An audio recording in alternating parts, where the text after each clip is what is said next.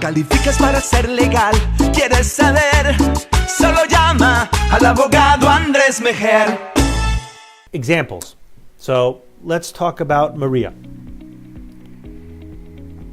These are real stories, real cases I've handled. I just changed the names for their privacy.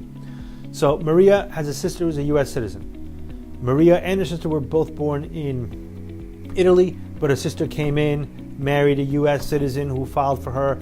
They have 3 kids, and now Maria's sister is a U.S. citizen. Maria's sister wants to file for Maria. Now, here's what happened. Maria entered legally, but overstayed her visa. They filed before 2001, actually in 2000. So she's 245I eligible.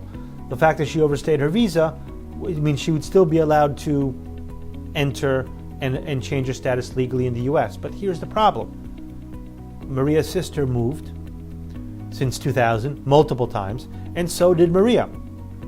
So in about 2014, Maria's petition was approved. But because they didn't file it with an attorney, they said that they were going to consular process, which is outside the U.S. So the embassy sent Maria and her sister a notice saying, hey, we're ready for you, pay the fees, and we're going to give you your, it's actually National Visa Center, not the embassy. Pay your fees and we'll give you your interview date. When a year went by, the National Visa Center sent another notice saying, hey, we haven't heard from you in a year. Your visa is available. If we don't hear from you within a year, we will consider your petition abandoned.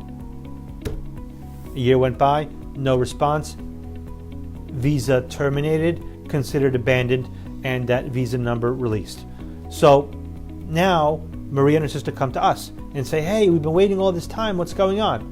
We request all the documents from the government, and there we see that they in fact did send a notice on 2 occasions to the correct address. That was the address that they gave at the time. They didn't inform immigration that they moved, so unfortunately immigration did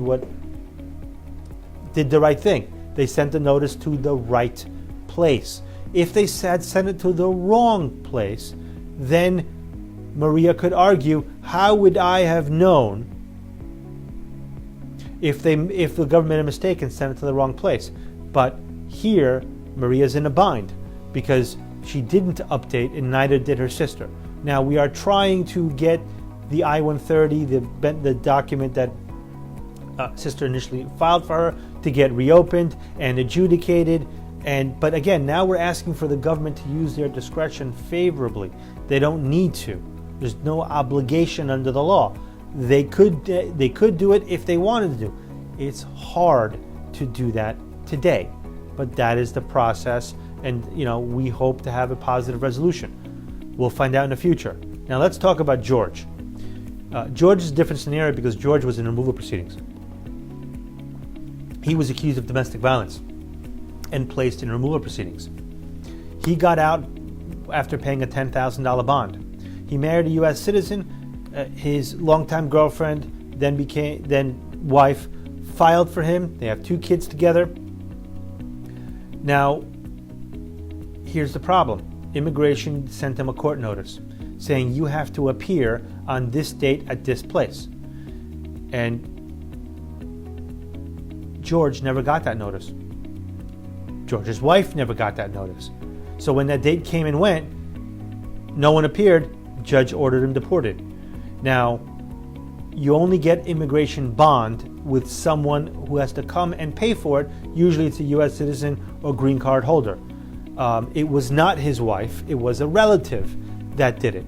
Excuse me, it was actually a family friend. Now, family friend gets a notice saying, hey, if George doesn't appear by this date, you will lose your bond. So, being a good friend, he gives that to George, says, hey, I don't know what's going on, but maybe you should take a look at this.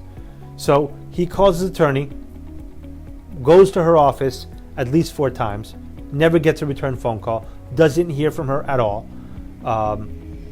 He goes to that meeting, which turns out to be ICE. He gets arrested, and the government's going to deport him.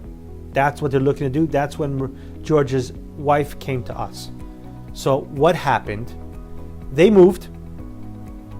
George moved. He gave his attorney their address.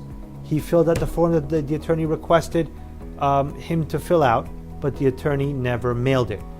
So the courts didn't know he had moved and didn't send it to, they sent it to the last address.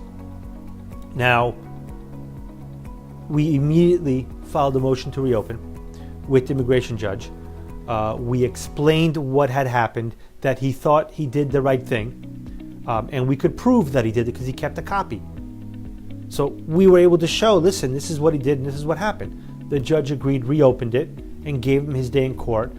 He was released under that $10,000 bond because circumstances hadn't changed, and his petition is pending. His wife has filed for him, and he will likely have a trial in front of the judge, or the judge will remand it down to USCIS to adjudicate the green card petition. But the point is, here it was salvageable. Now, had his wife not contacted us immediately, because he's from Mexico, he would have been gone in less than 7 days. We were able to get him out by filing that motion, automatically stopped the deportation until the judge made a decision. Judge made a decision 3 weeks later, which was phenomenally fast. I mean, nowadays we're seeing months and months. So reopened the case, and his detention ended, but his removal proceedings are still continuing. So incredibly important to keep your address up to date with the immigration or with the courts, because if you don't, the only person that suffers really is you. Thank you for taking the time to listen to our program.